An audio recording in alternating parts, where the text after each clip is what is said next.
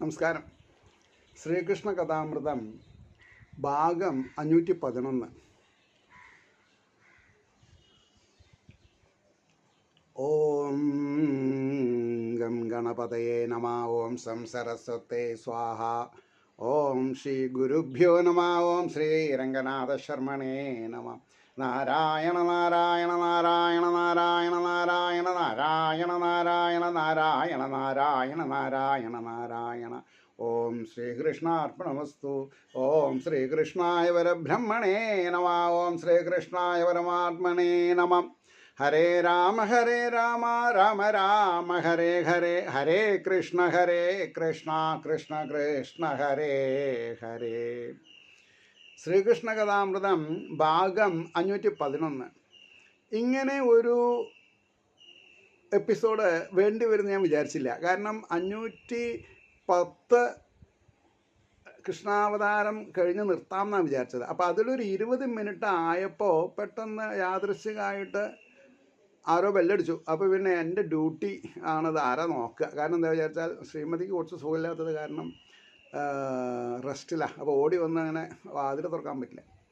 അപ്പോൾ നമുക്ക് വേണ്ടപ്പെട്ട ആളായിരുന്നു. അവരൊക്കെ പറഞ്ഞ് മനസ്സിലാക്കി.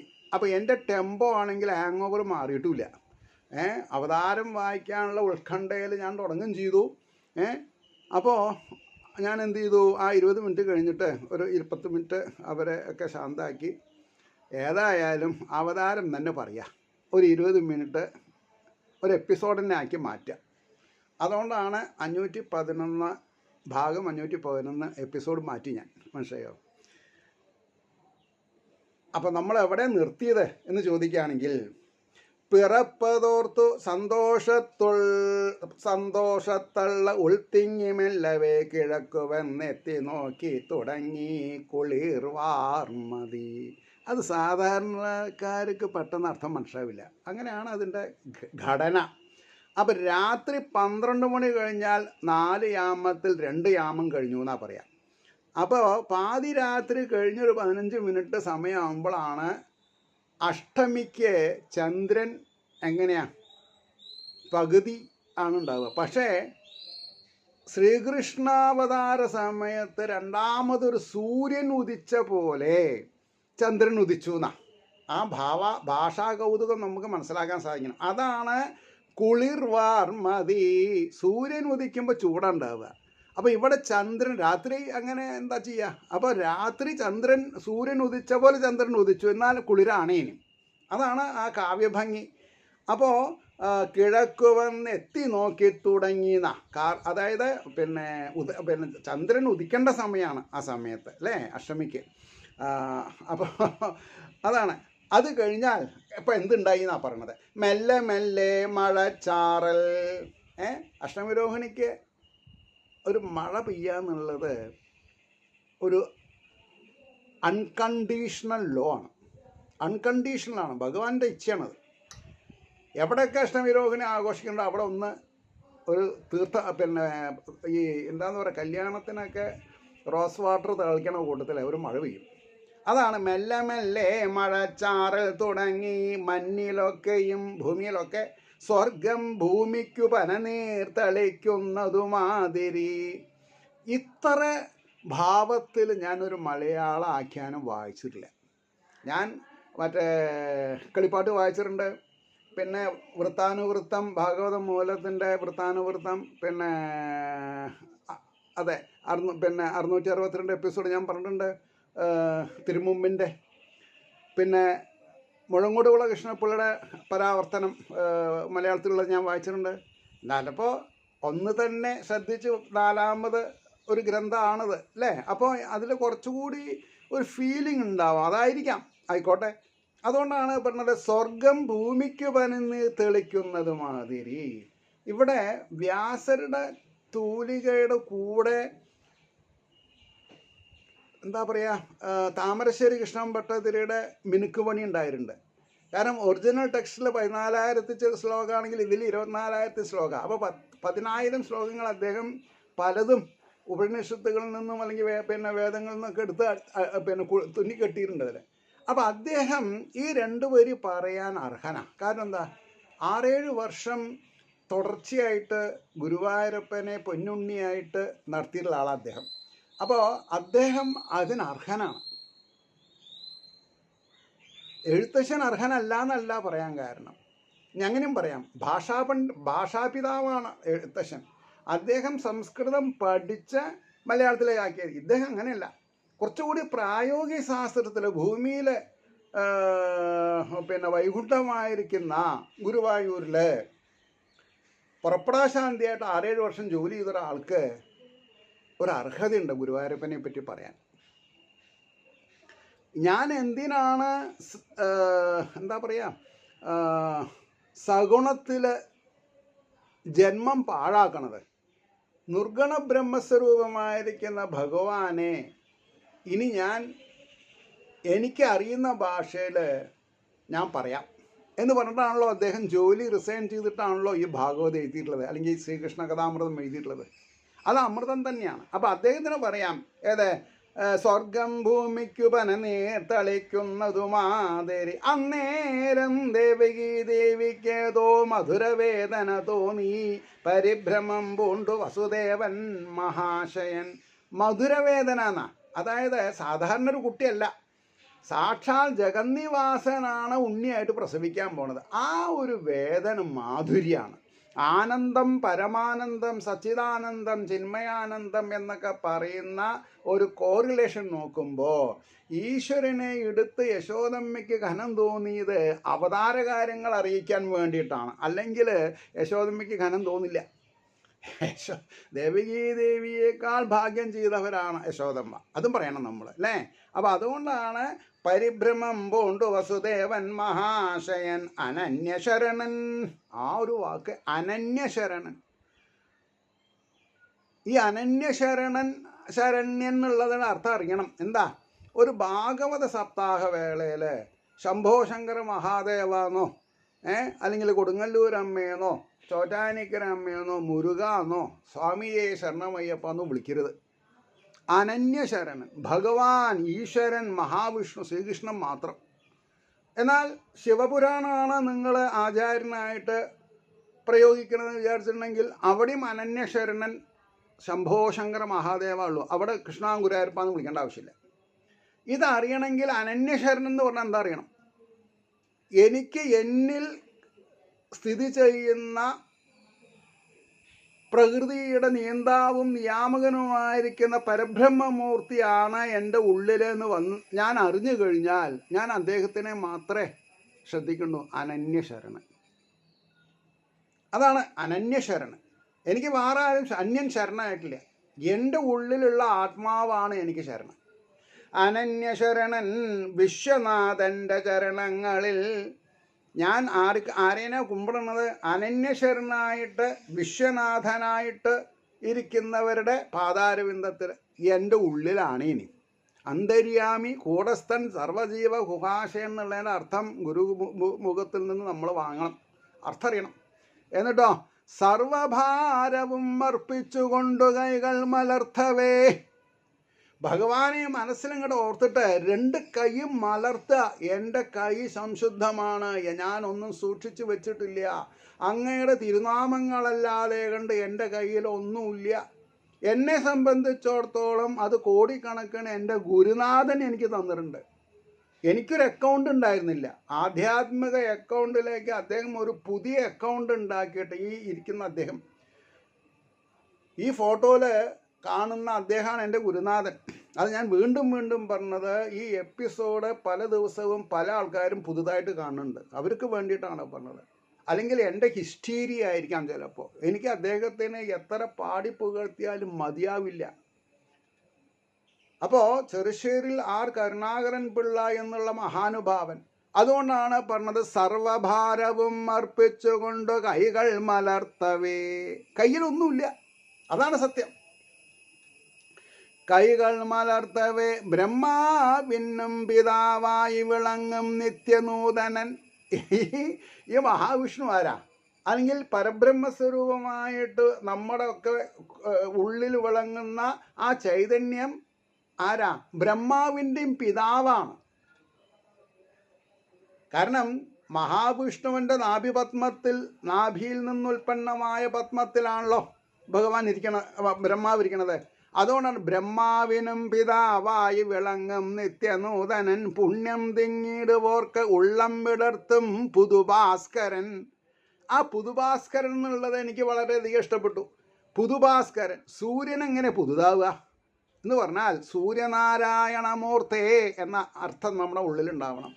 സൂര്യനല്ല, സൂര്യനാരായണമൂർത്തേ, അനന്തമൂർത്തി സൂര്യനാരായണ. പുണ്യം തിങ്ങിടുവോർക്കുള്ളം എന്നാണ് പറഞ്ഞത്. പുണ്യമില്ലാത്തവർക്ക് ഇത് ആസ്വദിക്കാൻ പറ്റില്ല, ആസ്വദിപ്പിക്കാനും പറ്റില്ല. ഞാൻ തലകുത്തി നിന്നാലും പുണ്യമില്ലാത്തവർക്ക് ഈ ഒരു കാര്യം പറഞ്ഞ് മനസ്സിലാക്കാൻ എന്നെക്കൊണ്ട് സാധിക്കില്ല. എന്ന് പറഞ്ഞാൽ ഭഗവാൻ അതിന് ആർക്കാണ് പുണ്യമുള്ളവരെ അവർക്ക് മാത്രമേ ഈ എപ്പിസോഡ് എത്തുള്ളൂ. ഈ എപ്പിസോഡ് എന്നല്ല, ഈ 4 അക്ഷരം നാരായണ എന്നുള്ള നാമം ജപിക്കണം എന്നുള്ളവരൊക്കെ പുണ്യം ചെയ്തിട്ടുള്ള ആൾക്കാരാണ്. അത് എത്ര ഉണ്ടെന്ന് എനിക്ക് പറയാൻ വയ്യ. അതുകൊണ്ടാണ് പുണ്യം തിങ്ങിടുവോർ കൊള്ളം വിടർത്തും പുതുഭാസ്കരൻ സുവർണമുക്താവ് വൈഢൂര്യരത്നോജ്വല കിരീടവും. ആ ഭഗവാന്റെ സുവർണമുക്താവ് വൈഢൂര്യരത്നോജ്വല കിരീടവും ഗോരോചന കുറിച്ചേലും. ഗോരോചനം എന്ന് പറഞ്ഞെന്താ?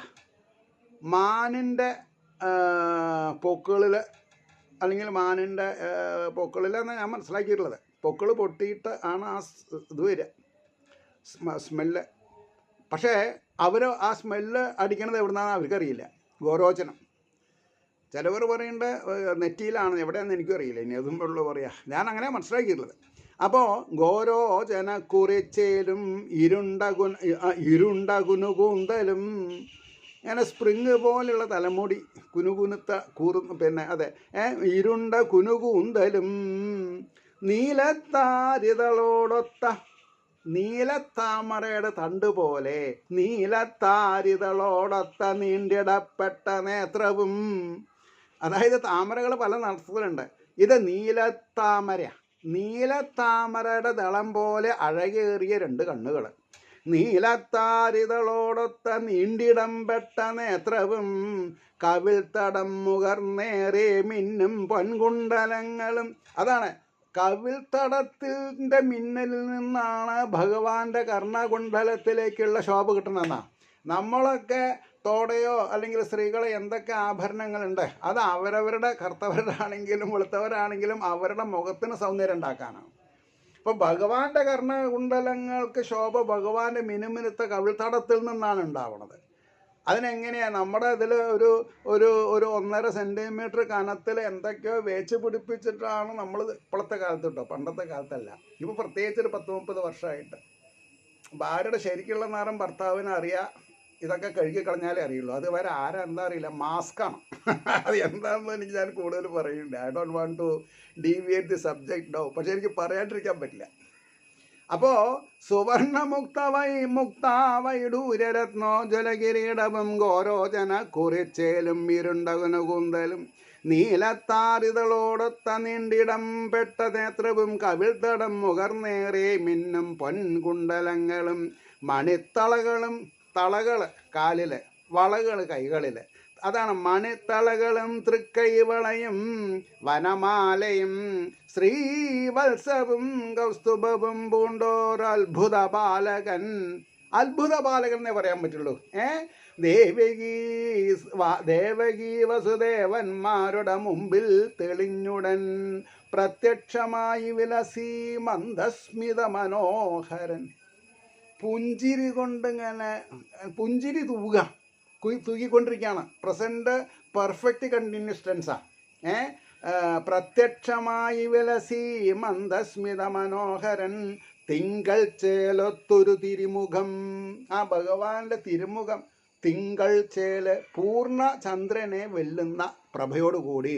തിങ്കൾ ചേലൊത്തൊരു തിരുമുഖം, കുണ്ടലം പൊൻകിരീടം, ശംഖം ചക്രം ഗത കമലവും പൂണ്ട താമരയും പൂണ്ട തൃക്കൈകൾ, മാല്യം തങ്കപ്പൂഞ്ചേല അഴകഴും. എന്താണ് തങ്കപ്പൂഞ്ചേല അഴകഴും ശ്യാമള പൂവൽമീയും. ഭഗവാന്റെ നിറം കാർമേഘാണ്. പക്ഷെ അതിൽ മഞ്ഞപ്പട്ടാണ്. അതാണ് അതിൻ്റെ കോൺട്രാസ്റ്റ്. തങ്കപ്പൂഞ്ചേല അഴകഴും ശ്യാമള പൂവൽമയും. അപ്പോൾ അഴക ശ്യാമള പിന്നെ ശരീരത്തിനാ, ഭഗവാന്റെ ശരീരത്തിനാ, പിന്നെ മഞ്ഞപ്പട്ടിനല്ല. നമ്മൾക്കാണ് മഞ്ഞപ്പട്ടിനോട് താല്പര്യം. ഭഗവാന്റെ മേനി അഴകിന് ആണ് ഇവിടെ പ്രാധാന്യം കൊടുത്തുള്ളത്. അതാണ് ചേലയും അഴകഴും ശ്യാമള പൂവൽമീയും തൻ കണ്ണാൽ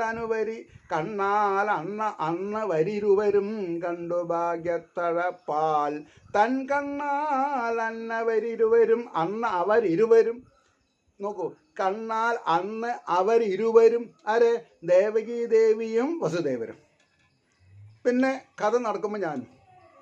അതാണ് എൻ്റെ ഗുരുനാഥൻ പഠിപ്പിച്ചിട്ടുള്ളത്. ഏത് കഥയിലും നമ്മളവിടെ ഉണ്ട് അല്ലേ? അല്ലെങ്കിൽ നമുക്കത് ആസ്വദിക്കാൻ പറ്റില്ല. അപ്പോൾ ഭഗവാൻ എങ്ങനെയാണ് സഞ്ജയന് ഒരു വരം കൊടുക്കണ്ടായില്ലേ? ധൃതരാഷ്ട്രയുടെ മന്ത്രിയാണ് സഞ്ജയൻ. അപ്പോൾ ഈ യുദ്ധത്തിൽ തൻ്റെ മക്കളെ അർജുനൻ കൊല്ലുന്നത് അല്ലെങ്കിൽ ഭീമൻ കൊല്ലുന്നത് കാണാൻ മാത്രം ഒരു കണ്ണു കൊടുത്തു ഭഗവാൻ. അതാണ് അസത്തുക്കൾക്ക് അങ്ങനെയാണ്. അങ്ങനെ പറയാം. പക്ഷെ നമ്മൾക്കൊരു ഭാഗ്യം ഉണ്ടായി, അകക്കണ്ണുകൊണ്ട് ആ രംഗം വീക്ഷിക്കാൻ നമ്മളെ കൊണ്ട് സാധിക്കുക. അതിനാണ് ഗുരുനാഥന് നമസ്കാരം പറഞ്ഞത് എപ്പോഴും മനസ്സിലായില്ലേ? അപ്പോൾ തങ്കപ്പൂഞ്ചേലയും പൂവല അഴകഴും ശ്യാമള പൂവൽമീയും തൻ കണ്ണാലന്ന് അവരിരുവരും കണ്ടു ഭാഗ്യത്തഴപ്പാൽ. തഴപ്പ് ഇല്ലേ? കയ്യിലെ തഴപ്പ് എന്ന് പറയുന്നുണ്ടാ, മറുകുന്ന അർത്ഥം വരും. പിന്നെ ഭാരം എടുത്തിട്ടുള്ള തഴപ്പ്, അതായത് പിന്നെ കയ്യിന് പല സ്ഥലത്തും കൈക്കോട്ടൊക്കെ പിടിച്ചാൽ തഴമ്പുണ്ടാവും. നമ്മളെ ഇത് തഴപ്പാന്നാണ് ശരിക്കും ഭാഷ. അപ്പോൾ ഭാഗ്യം കുന്നുകൂടി പാറയായി തീർന്നിട്ടുണ്ട് ഇവർക്ക് രണ്ടുപേർക്കും തപസ് ചെയ്തിട്ട്. 3 ജന്മത്തിലാണ് ദേവകി വസുദേവന്മാർക്ക് ഭഗവാൻ കുട്ടിയായിട്ട് പറക്കണത്. അപ്പോൾ അവരുടെ ഭാഗ്യോദയത്തെ പറ്റി പറയാനുള്ള വാക്കുകൾ അനന്തന് കൂടി സാധിക്കില്ല എന്ന് എനിക്ക് പറയാം, ധൈര്യമായിട്ട് പറയാം.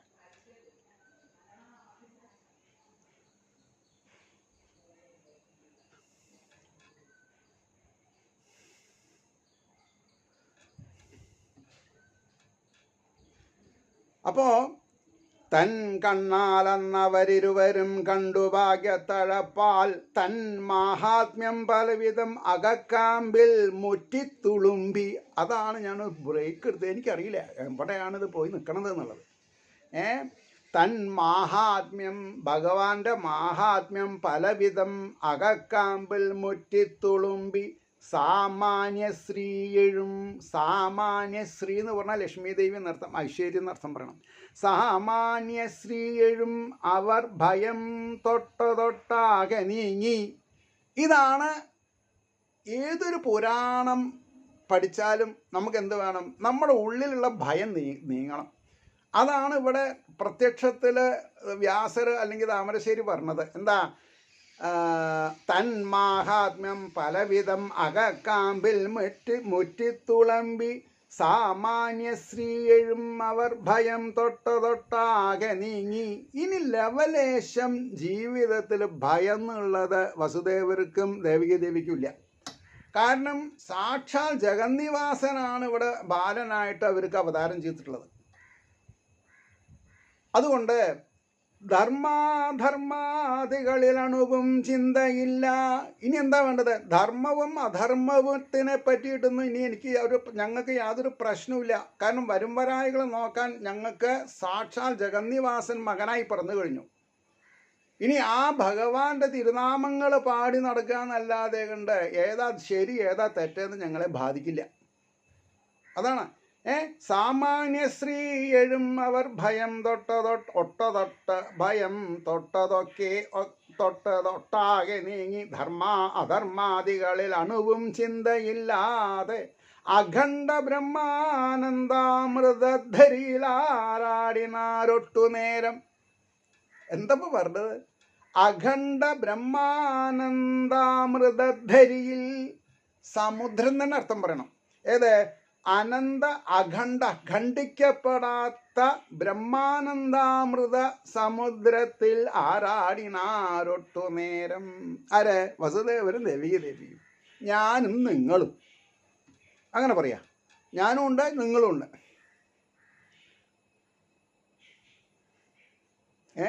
തന്മാഹാത്മ്യം പലവിധം മകക്കാമ്പിൽ മുറ്റിത്തുളുമ്പി സാമാന്യശ്രീ എഴുമവർ ഭയം തൊട്ടാകെ നീങ്ങി ധർമാധർമ്മ അധർമാദികളിൽ അണുവും ചിന്തയില്ലാതെ അഖണ്ഡ ബ്രഹ്മാനന്ദാമൃതധരിയിൽ